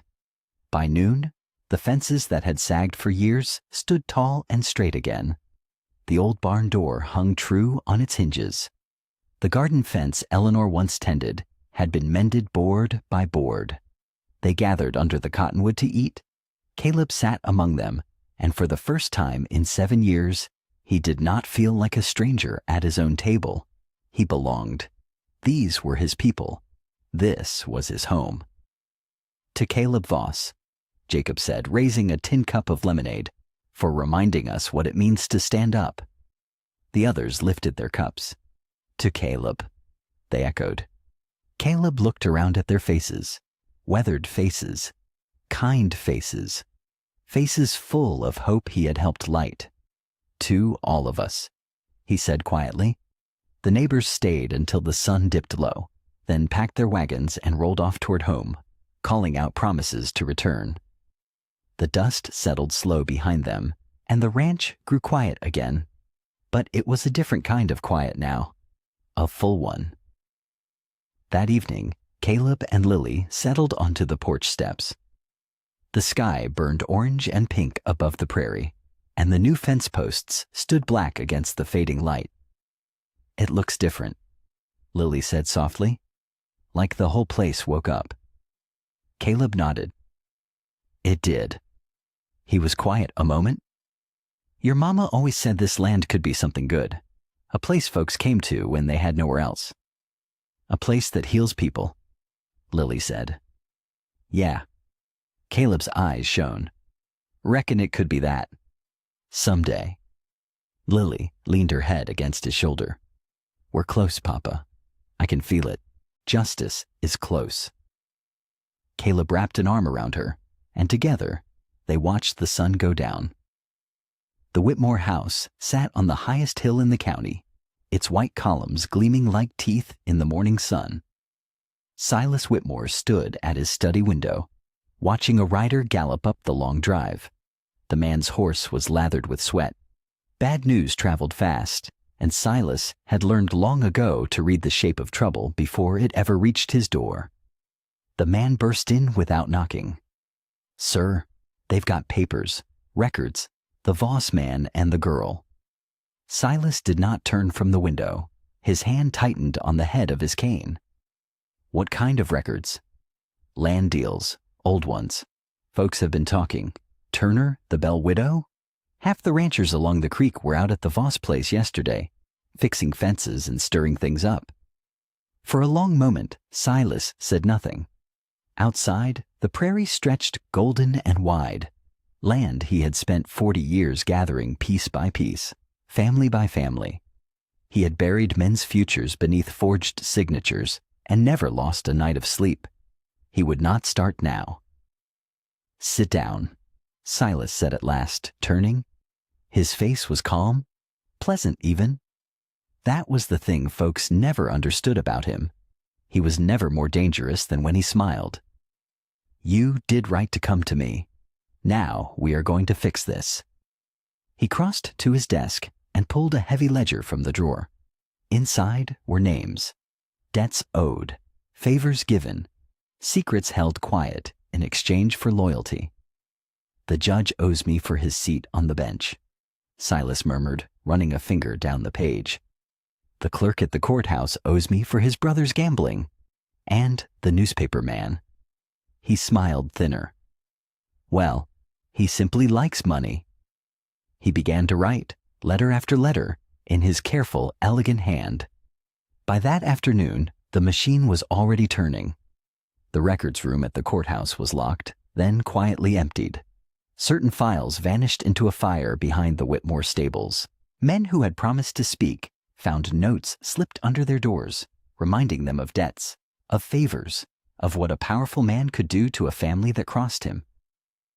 Martha Bell received a visit from a banker who mentioned, so kindly, that her late husband's loan might be called due. Jacob Turner found his cattle contract with the railroad suddenly canceled. One by one, the threads Caleb and Lily had gathered began to slip loose. But Silas was not a man to hide in the shadows. He knew the deepest weapon was not paper. It was people's own fear, their own doubt. And so he chose to strike where the whole town could see. Sunday came. The church square filled with wagons and folks in their best clothes. And there, on the courthouse steps, stood Silas Whitmore in his fine gray coat, hat in hand, looking every inch the humble, wounded gentleman. "Neighbors," he called out, and his voice carried warm and sorrowful across the square. "I come before you today with a heavy heart." The crowd hushed. Caleb, standing near the general store with Lily at his side, felt his stomach turn to stone. "Most of you know my sorrow," Silas went on. "Years ago, I lost my daughter Eleanor, and I lost my granddaughter too, taken from a life of comfort and care." He pressed a hand to his chest. "Now that child has come back to me, but she has not come back free." Murmurs rippled through the crowd. She has fallen under the influence of Caleb Voss. Silas turned, and his eyes found Caleb across the square. A man who lost his ranch to his own poor judgment. A man drowning in debt. He has filled that poor girl's head with lies. He is using her, twisting her against her own blood, so he can lay false claim to Whitmore land. Gasps, whispers, heads turning toward Caleb. I ask you, Silas cried, his voice breaking with practiced grief. Is this the act of a loving father, or of a desperate man who will use even a child to steal what is not his? Caleb felt the weight of every stare. He saw the doubt bloom on faces that had lifted cups to his name only a day before. He saw folks look away, uncertain, unsure. And in that moment, Caleb understood. This was no longer about land, no longer about fences or records or the past. Silas had made it personal. The days after Silas spoke on those courthouse steps felt like watching a rope unravel one thread at a time. Caleb rose each morning with a fire in his chest, ready to fight. But by evening, that fire had grown smaller. The town had turned. He could feel it in the way folks nodded at him on the road, quick and stiff, then hurried on. He could feel it in the silence that fell over the general store when he stepped inside. Lily rode out to the Bell place on Tuesday. She came back with her jaw set tight and her eyes wet. Martha won't talk, Lily said, sliding down from her horse. Her hands trembled as she looped the reins. She wouldn't even let me pass the porch. Said the bank's coming for her land if she opens her mouth. Said she's sorry. She kept saying it, Papa, over and over. Caleb closed his eyes. Martha Bell had buried a husband and 3 winters of hardship, and still she had smiled and offered him coffee only a week ago. Now she was too frightened to look him in the eye. It ain't her fault, Caleb said quietly. Silas found her soft spot. He always does. Jacob Turner came next, hat in his hands, standing at the edge of Caleb's porch like a man afraid to come closer. They pulled my railroad contract, Jacob said. His voice was rough. My whole year's cattle, Caleb. I got a wife. I got young ones. He looked at the ground. I want to stand with you. God knows I do. But I can't feed my family on courage. I know, Jacob. Caleb reached out and gripped the man's shoulder. You go on home. Take care of your own. Nobody's gonna blame you. Jacob's eyes shone. He nodded once, then walked back to his wagon and did not look back. Wednesday brought the worst news yet. Lily rode into town to copy the land records they had found, the last solid proof in their hands. She returned white as bone. They're gone, she whispered. The whole drawer. The clerk said there never were any such papers. He looked me right in the face and lied. She sank onto the porch step. It's like it never happened. Like we imagined all of it. Caleb sat down beside her. The prairie wind moved through the tall grass, soft and endless. He had spent 7 years listening to that wind alone. Now his daughter sat next to him, and still he felt the ground shifting beneath them both. He burned them, Caleb said. Or hid them. Don't matter which. They're gone. So we've got nothing. Lily's voice cracked. Every witness scared silent. Every paper gone. He beat us before we even started.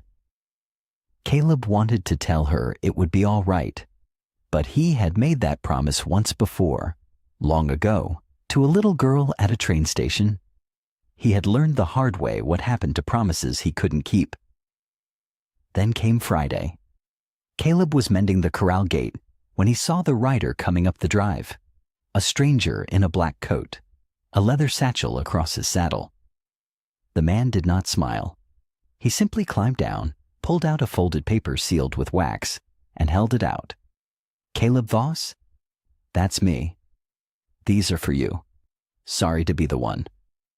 The man tipped his hat and rode off without another word. Caleb broke the seal with fingers gone suddenly clumsy. The words swam before him. Notice of seizure, unpaid debts, the Voss Ranch, all its land and buildings, to be taken by order of the county within 30 days. The paper shook in his hand. Lily came out onto the porch. She saw his face, and her own crumpled. "What is it?" He couldn't speak. He handed her the notice. She read it once, twice. Then a sob tore out of her, and she pressed her hand to her mouth. "This is my fault," she whispered. "I came back, and I brought all of this down on you. Your home, Papa, the only thing you had left." Tears spilled down her cheeks. "I should never have come. I should have stayed away. Look what I've done to you." The barn held the last warmth of the day. Caleb sat on an overturned bucket in the dim light, the eviction notice crumpled in his fist. Above him, the rafters creaked in the evening wind. His horses shifted in their stalls, soft and easy, the way they always did at day's end. They did not know their home was being taken. They did not know anything at all. Caleb wished he could say the same. He stared at the dirt floor between his boots. 30 days. That was all the time the world was giving him. 30 days to pack up 7 years of grief and haul it somewhere else. The ranch had never been much. A struggling patch of prairie, fences always breaking, wells always running low. But it was where Eleanor had laughed. It was where Lily had taken her first steps across the kitchen floor. And now he was going to lose it, same as he had lost everything else. He pressed the heels of his hands against his eyes. The old feeling came creeping back, the one he knew too well, the one that whispered he was not enough, never had been. Eleanor had died, and he could not save her. Lily had vanished, and he could not find her. Now his daughter had come home, brave and full of fire, and he had led her straight into ruin. "I failed you," he whispered to the empty barn. "I failed you again." "No, you didn't." Caleb's head snapped up. Lily stood in the barn doorway, her figure dark against the last purple light of the sky. She had a lantern in her hand. Her eyes were red, but her chin was lifted. "Go on back to the house, Lily." His voice came out rough. "I need to be alone a while." "No." She stepped inside. The lantern threw a warm circle of gold around her as she came closer. "I've had enough of being alone, and so have you." "You heard the man. 30 days. Caleb shook his head. "There's nothing left to fight with. No papers, no witnesses, nobody in that whole town willing to stand beside us. I dragged you into a war we already lost. You didn't drag me into anything." Lily set the lantern down on a hay bale and knelt in front of him. "I came here on my own. I chose this. You should have stayed away, like you said." "Stop." Her voice cracked like a whip, and Caleb went still. "Stop pushing me off. You've been doing it since the day I got here, and I'm done letting you." Caleb looked at her then. Really looked. This was not the frightened girl from the train station anymore. This was a woman with her mother's fire in her eyes. "For 7 years," Lily said, and her voice shook now. "I believed you left me. I believed my own father didn't want me. Every night I told myself you'd stopped looking, that you were glad to be free of me." A tear slipped down her cheek, but she did not wipe it away. "You know what that does to a person, Papa? To wake up every morning thinking the one man who was supposed to love you gave up? Lily," his voice broke on her name. "But I was wrong." She reached out and took his hand, the same hand that still held the crumpled notice. "You never gave up. You sent those letters. You rode to that station every single month. You waited 7 years for a daughter you thought didn't want you." Her fingers tightened around his. "So, don't you dare sit here and tell me to leave. I spent 7 years believing you abandoned me. I am not going to spend one single day abandoning you." Caleb's chest heaved. Something inside him, something frozen for a long, long time, finally cracked and gave way. His shoulders shook. He gripped his daughter's hand like a drowning man grips a rope.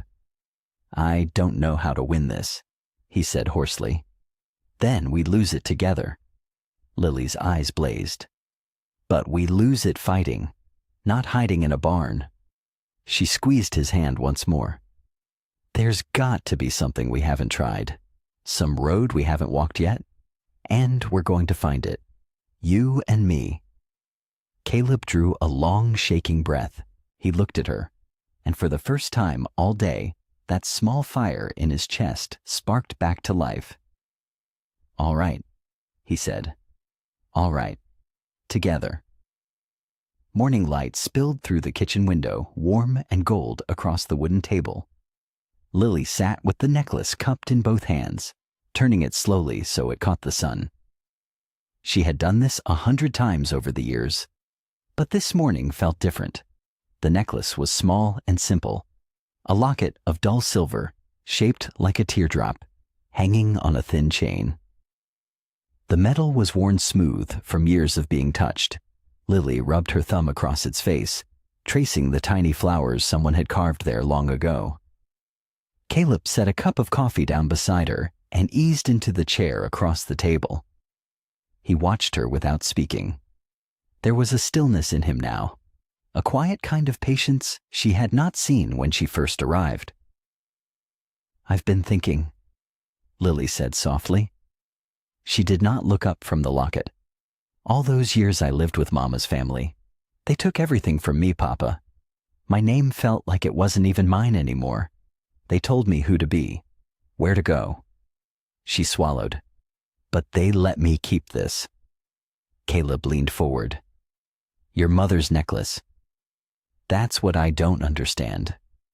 Lily finally lifted her eyes to his. "The Whitmores didn't let me keep anything else that reminded me of you or of Mama. No pictures, no letters, nothing. But this one thing, they let me hold on to." She shook her head slowly. "Why? Why this?" Caleb was quiet a long moment. His gaze dropped to the locket, and something crossed his face, something tender and sad all at once. "I gave your mother that necklace," he said. "The spring before you were born. We didn't have 2 coins to rub together back then. I saved for months." A soft, broken smile touched his lips. "She wore it every day, right up until the end." Lily's fingers curled tighter around the silver. "Then why would they let me keep it?" "Maybe they didn't think it mattered." Caleb's voice was low. Maybe to them it was just an old piece of cheap silver. But Lily was already frowning, turning the locket over again. Something about it had always felt heavier than it looked. She pressed her nail against the seam along the edge, the place where the 2 halves met.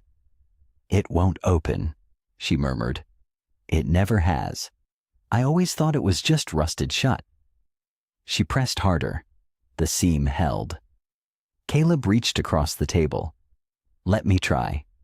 She placed it in his rough, careful hands. He held it up to the light, studying it the way he studied a fence line or a sick horse, slow and thorough. His thumb found a tiny groove near the top of the teardrop, so small it was almost invisible. "There's a catch here," he said quietly. "Feel that?" He pressed it. Nothing happened. He pressed again, harder, and there was a soft, tired click. The locket sprang open in his palm. For a moment, neither of them breathed. Inside was a small oval photograph. It showed a young woman with kind eyes and dark hair swept back from her face. Eleanor. She was smiling, holding a baby wrapped in a pale blanket. "That's you," Caleb whispered. His voice cracked. "That's you and your mama." Lily's hand flew to her mouth. Tears stung her eyes. But there was something else. Behind the photograph, folded so tightly it was no bigger than a thumbnail, was a scrap of paper. Caleb worked it free with trembling fingers and carefully unfolded it on the table. The handwriting was small and neat, pressed hard into the paper as if the writer had been in a hurry or afraid. Lily leaned close, and together they read Eleanor's words. If you are reading this, then the truth still needs telling. Silas changed the land records. He did not do it alone. Martha Bell saw the papers before he burned them. Old Henry Cobb witnessed him sign the false deeds. They were there. They know. Find them. They can prove what he did. A family is worth more than any piece of earth. Fight for it. I love you both, always. Lily pressed the note to her heart. Her eyes lifted to her father, wide and shining. Papa, she breathed, we've got witnesses. The wagon creaked over the dry prairie road, the wheels kicking up small clouds of dust behind them.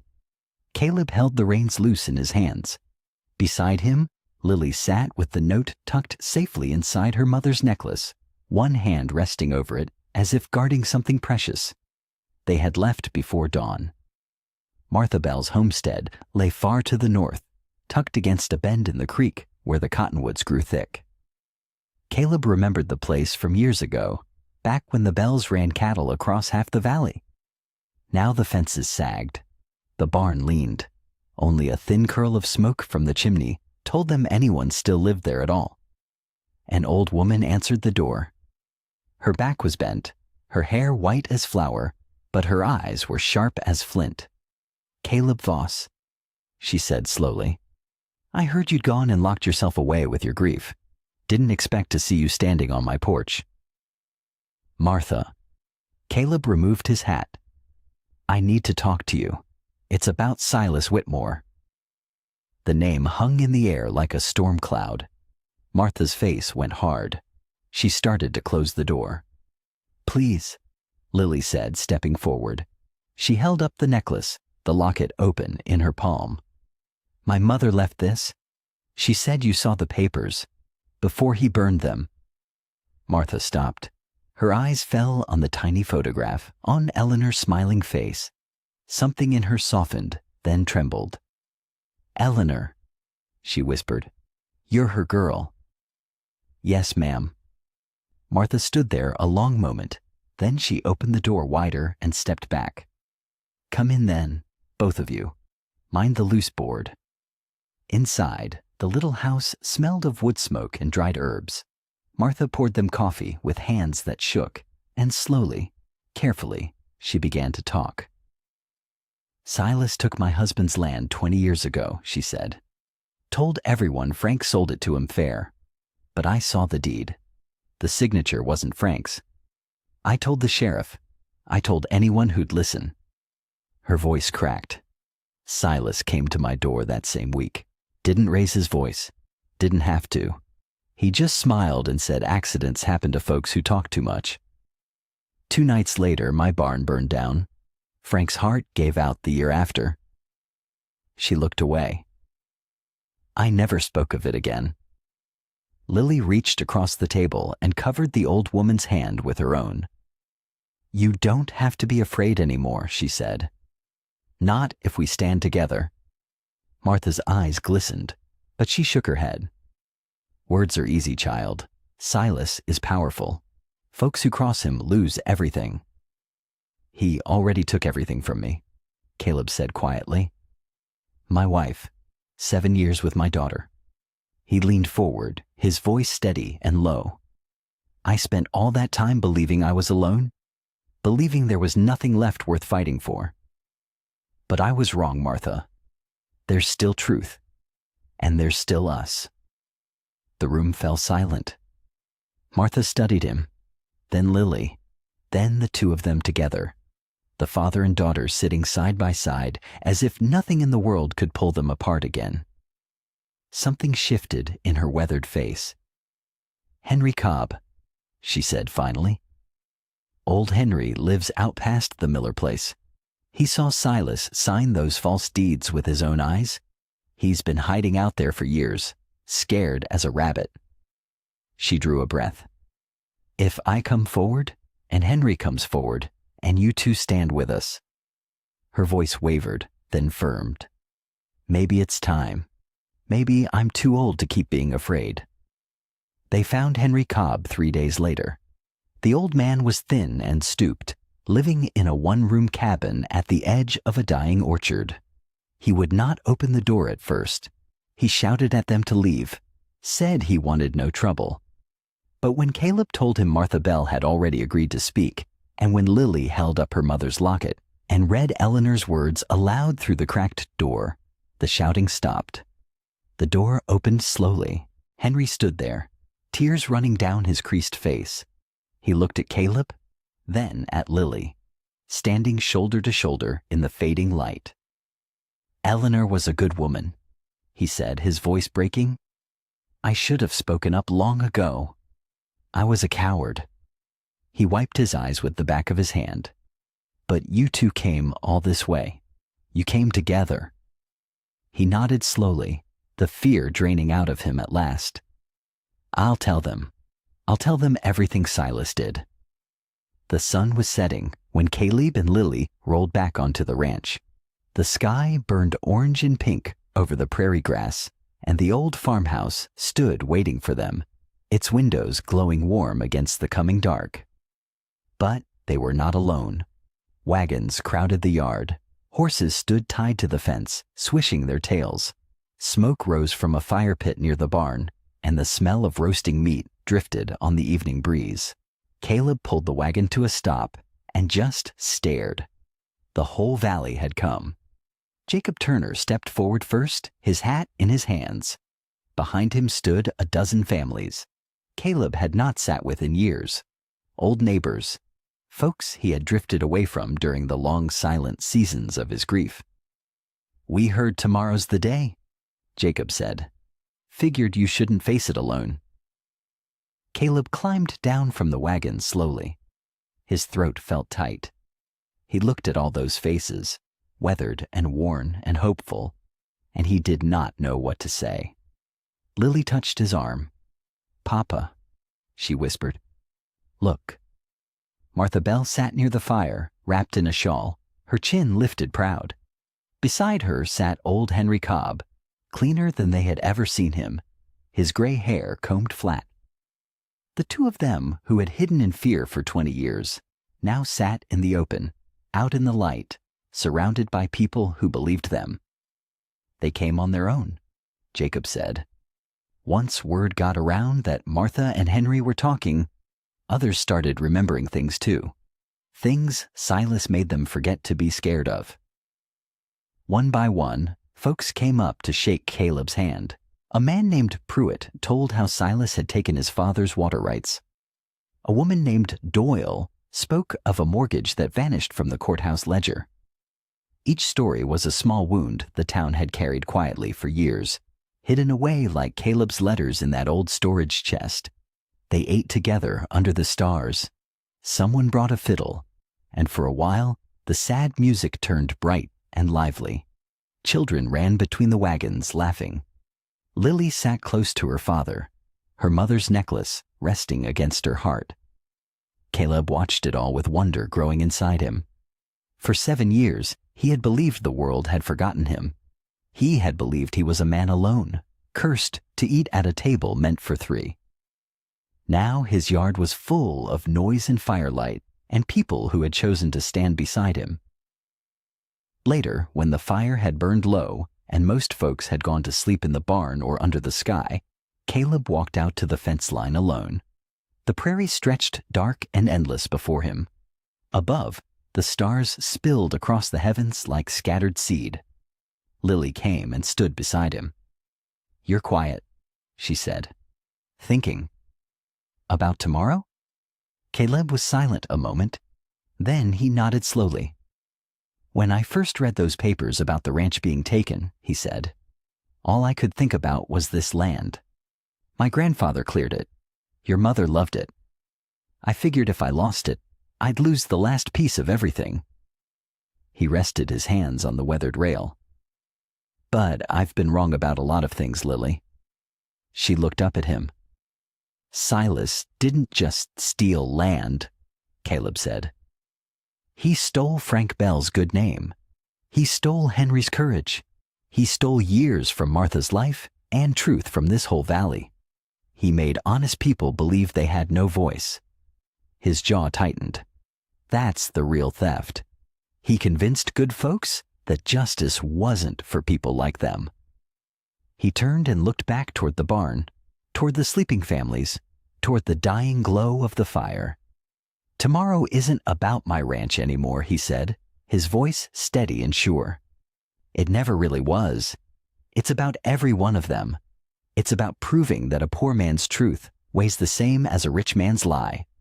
That folks with dirt under their nails deserve the same justice as the man who owns the whole county. Lily reached out and took his hand. "Mama would be proud of you," she said softly. Caleb looked up at the stars, and for the first time in 7 years, he was not afraid. The county courthouse stood tall and white against the morning sky, its steps worn smooth by decades of boots. Caleb had passed it 100 times without ever going in. Now he climbed those steps with his back straight and his daughter at his side. Behind them came the others. Martha Bell, leaning on her cane but holding her head high. Henry Cobb in his combed gray hair. Jacob Turner. The Pruitts. The Doyles. A whole line of ranchers who had spent their lives keeping quiet. This morning, they filled the courthouse steps like a rising tide. Inside, the wooden benches were already crowded. Word had spread through the valley overnight, and folks had come from every corner to see what would happen. The air felt thick and still. Dust floated in the shafts of light that fell through the high windows. Silas Whitmore sat at the front, dressed in a fine black coat, a gold watch chain crossing his vest. He looked calm. He looked bored. When he saw Caleb enter, a thin smile crossed his lips, the smile of a man who had never once lost. Beside him sat his lawyer, a slick fellow from the city with oiled hair. And a few rows back, quiet and pale, sat Abigail Whitmore, her hands folded tight in her lap. The judge came in, an older man named Halloran, with a beard gone white and eyes that missed nothing. He rapped his gavel once, and the room went silent. "We are here," Judge Halloran said, "to hear a complaint against Mr. Silas Whitmore. I am told there are witnesses." He looked out over the crowd. "Who speaks first?" Caleb stood. "Your Honor," he said, "my name is Caleb Voss. I came to fight for my land, but I learned this isn't about my land. It's about all of ours." He turned and gestured to the folks behind him. "These people have things to say, things they've been too scared to say for 20 years. I'd ask you let them speak." The judge nodded slowly. "Let them speak." One by one they came forward. Old Henry Cobb went first. His hands shook, but his voice did not. He told how he had watched Silas pay a courthouse clerk to change a deed back in the old days, how he had kept quiet because Silas had threatened his family. Then came Martha Bell. She told about her husband Frank and how Silas had spread lies that ruined his name, then bought their ranch for pennies after Frank died broken and shamed. Pruitt spoke of stolen water rights. The Doyle woman told of a mortgage that had vanished clean out of the courthouse ledger. Each story landed like a stone, and with each one, Silas's calm began to crack. The bored smile faded. His jaw grew tight. He leaned toward his lawyer and whispered fast, but the lawyer only shook his head. "This is nonsense," Silas said at last, rising to his feet. "These are the ramblings of bitter, jealous people. Where is their proof?" "Words are cheap, Your Honor. I have served this county for 50 years. My name means something." "Sit down, Mr. Whitmore," the judge said. "I will not be slandered by—" "Sit down." Silas sat. Then Lily stood. She walked to the front of the room, slow and steady, and Caleb watched his little girl with his heart in his throat. She reached up and unclasped the necklace from around her neck, her mother's necklace. She opened the tiny hidden compartment and drew out the folded note and the small photograph within. "My name is Lily Voss," she said. "My mother was Eleanor Voss. Before she died, she wrote this. It names the men who saw Silas Whitmore change the land records. Those men are in this room right now. She lifted the paper. My mother knew the truth. She hid it here, in the one place he'd never think to look. Around the neck of a woman he'd already buried. She placed the note in the judge's hand. The room went dead quiet. Judge Halloran read it slowly.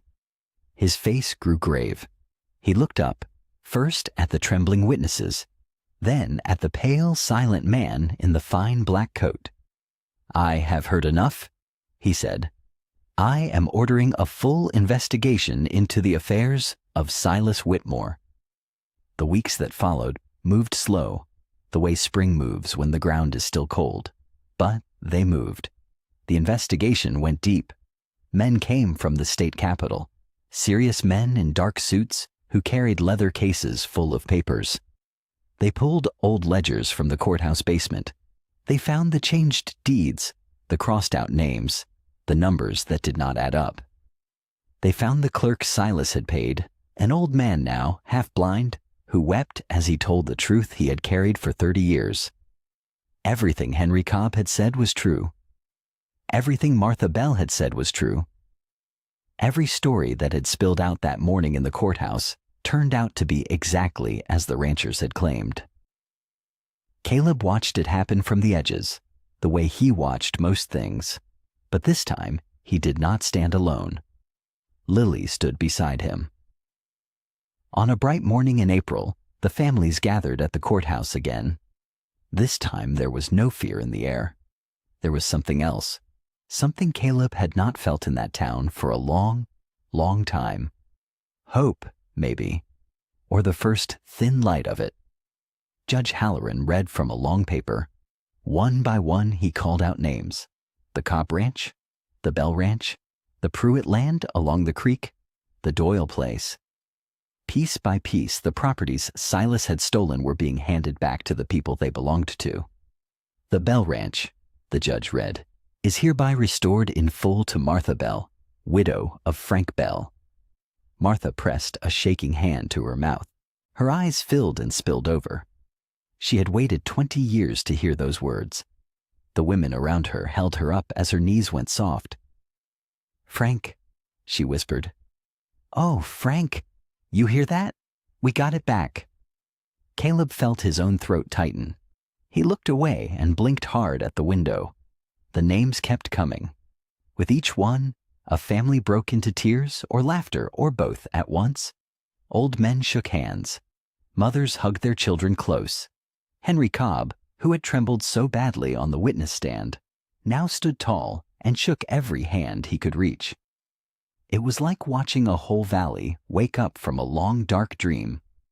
And Silas Whitmore was nowhere to be seen. His fine house on the hill had gone quiet. His men had drifted off one by one when the money stopped and the truth came out. The bank he once bent to his will now bent away from him. The town leaders who had shaken his hand at every festival now crossed the street to avoid it. Caleb heard the stories later. How Silas had tried to fight the ruling and lost. How his lawyer had packed up and gone back to the city. How the gold watch chain had been sold to pay the fines.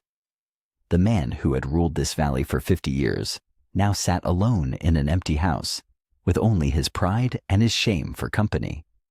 There was no joy in it for Caleb. He found to his surprise that he could not hate the old man the way he thought he would. He only felt a kind of tired sorrow, the sorrow of seeing what a life becomes when a man loves land more than people. He stepped outside into the April sun. The courthouse steps were full of folks, laughing and crying and holding one another. Wagons lined the street. Children ran between them. Someone had brought a fiddle, and a slow, glad tune drifted through the crowd. Lily came and stood beside him. She slipped her hand into his. You did this, Papa, she said softly. No, Caleb said. He watched Martha Bell being helped into a wagon, watched her turn her face toward the hills where her ranch waited for her at last. We did this, all of us. He thought of Eleanor then, of her steady hands and her stubborn heart, of the note she had hidden away, waiting all these years for someone brave enough to find it. A family is worth more than any piece of earth. Caleb watched the ranchers climb into their wagons and turn their horses toward home, toward lands they had thought were lost forever. And standing there, with his daughter's hand warm in his own, he understood at last that justice had finally come. Summer came soft that year, all gold light and long evenings. The Voss Ranch, which had sat so quiet for so long, was quiet no more. Caleb hardly knew what to make of it. Most mornings now, before the sun had fully cleared the ridge, he would hear wagons rolling up the long dirt track. He would step out onto the porch with his coffee, and there they would be, folks he had spent 7 years hardly speaking to, waving at him like old friends, because that was what they had become. The Cobbs came on Tuesdays to help mend the north fence, and Caleb helped them mend theirs come Thursday. Jacob Turner rode over near every day, his easy laugh filling up the yard the way it used to years ago. The Doyle boys chased Martha Bell's grandchildren through the tall grass, while the women set long tables under the cottonwood tree. It had started small, a neighbor stopping by to say thanks. Then another. Then somehow the Voss Ranch had become the place where folks gathered, the way water finds the lowest, warmest hollow in a valley. They came to share meals, to trade seed and share news, to plan the fall harvest together, the way ranchers were always meant to do before fear taught them to keep their doors shut. Caleb watched it all with a wonder he could not quite put into words. The old farmhouse looked different now. Lily had painted the shutters a fresh blue. The broken porch step Caleb had stepped over for 7 years was mended and steady. Someone had hung a swing from the cottonwood, and it swung all day long with the weight of laughing children. The place that had once felt like a grave now felt like a heart, beating strong and warm. One evening, when the last wagon had rolled away and the dust had settled gold in the fading light, Caleb sat on the mended porch step and looked out over his land. Lily came and sat beside him. She had a smudge of flour on her cheek from the bread she'd baked for the Turners. "It's a good tired, isn't it?" she said. "The kind you feel after a full day." Caleb nodded slow. "I forgot what that felt like," he said. "For a long time, all my tired was the empty kind." Lily leaned her head against his shoulder. They sat like that, watching the sky turn pink and orange over the hills, saying nothing, because nothing needed saying. The next morning, Lily was out early with a spade and a wooden crate full of small green shoots. Caleb found her kneeling in the soft earth beside the farmhouse, right where the old garden used to be. Eleanor's garden, the one that had gone to weeds and dust after she passed, that Caleb had never once had the heart to tend. "What's all this?" he asked, though his throat had already gone tight. Lily looked up at him, her hands dark with soil. "Mama's flowers," she said simply. "I found the seeds in the old shed, in a tin with her writing on it." She brushed a strand of hair from her face and left a streak of dirt across her forehead. Marigolds, sweet peas, the kind she liked. She pressed a small root gently into the ground. "I want her to be part of this place again, Papa. Part of everything we're building." Caleb knelt down in the dirt beside her. He picked up a spade, and together, father and daughter planted Eleanor's garden, one small shoot at a time, until the whole side of the house was turned earth and tender green promise. That afternoon, while Lily washed the soil from her hands, Caleb went inside and stood before the wall by the fireplace. The old photograph hung there. Eleanor, young and smiling, a little girl on her knee, and a younger Caleb, whole and hopeful, before the world took so much from him. He had stared at that picture for 7 years, at a family frozen in a time that would never come again. He lifted it gently from the nail. Then he took the new photograph from where it waited on the mantel. Himself, weathered and gray now, standing tall. and Lily beside him, grown, her mother's smile on her face. He hung it on the wall. A year had a way of changing everything. Caleb thought about that as he guided the wagon down the familiar road toward town. Beside him, Lily sat with her hands folded in her lap, watching the prairie roll by. The grass was tall and green, waving in the warm summer wind like 1,000 small hands reaching for the sky. They did not talk much on the ride. They did not need to. That was one of the gifts this past year had given them, the comfort of quiet, the kind that did not ache anymore.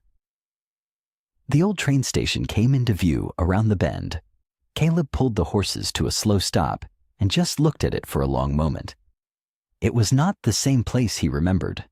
The station that had once stood forgotten and gray, its boards rotting and its windows dark, was alive again. Someone had painted it a clean, cheerful white. New boards had replaced the broken ones on the platform. A fresh sign hung above the door, its letters crisp and black. Flowers grew in wooden boxes beneath the windows, red and yellow and bright against the pale wall. People moved about the platform now. A young mother held her little one's hand. 2 old men sat on a bench, sharing a newspaper and a laugh. A boy waited with a bundle under his arm, glancing eagerly down the empty tracks. The station had come back to life, same as everything else. Caleb climbed down from the wagon and helped Lily down after him, though she hardly needed the help anymore. Together they walked to the edge of the platform and stood where the wood met the open air. "This is the spot," Lily said softly. "Isn't it? Right about here." Caleb nodded. His chest felt tight, but it was not the old pain. It was something gentler now, something almost sweet. "You were standing right there," he said, pointing to a place near the corner post. "Rain coming down so hard I could barely see. And there you were. Little suitcase in your hand, your mama's necklace at your throat." He let out a slow breath. "I thought my eyes were playing tricks on me. I thought maybe I'd finally gone and lost my mind, seeing the dead come walking back." Lily reached up and touched the necklace, which she still wore every day. Her fingers rested on the small worn silver. "I was so scared," she said. "I didn't know if you'd even want me, after all those years." She looked up at him. "But you did." "I never stopped wanting you," Caleb said. "Not for one single day. Even when I believed the worst. Even when I thought you'd chosen to leave me. Somewhere down deep, I never stopped hoping you'd come back." From far off came the low, lonesome call of a whistle. They turned toward the sound. Down the long, shining tracks, a dark shape grew larger, smoke rising in gray curls against the blue. The train came on steady and strong, its wheels singing against the rails. The people on the platform stirred, gathering their bags, straightening their hats, watching the way folks always watch when someone they love is coming home. Caleb watched it come, and his mind traveled backward through all those long, empty years. "I used to come here every month," he said quietly. "Rain or shine, I'd stand right here and wait, even when I had no reason left to hope, waiting for someone I truly believed the world had taken from me forever." He shook his head slow. 7 years, Lily. 7 years I waited." The train rolled into the station with a great hiss of steam, and the whistle sounded once more. Lily slipped her hand into his. Caleb looked down at her, at his grown daughter with her mother's smile, and his eyes shone bright in the warm light. "Sometimes people get lost," he said. "Sometimes they get taken, or turned around, or led away by folks who wish them harm. Sometimes the road home gets so long and so dark that a body starts to think there's no home left at all." He squeezed her hand. "But love has a way, my little girl. Love always finds the road, no matter how long it takes, no matter how far." Lily leaned her head against his shoulder. "Come on, Papa," she said. "Let's go home." And together, Father and daughter turned from the platform and walked back toward the wagon, toward the ranch that waited golden in the distance, toward the family they had fought so hard to rebuild, no longer carrying the weight of all they had lost, but holding tight to all they had found. I hope you like this story. Please share what's your favorite part of the story and where in the world you are watching from. Have a wonderful day.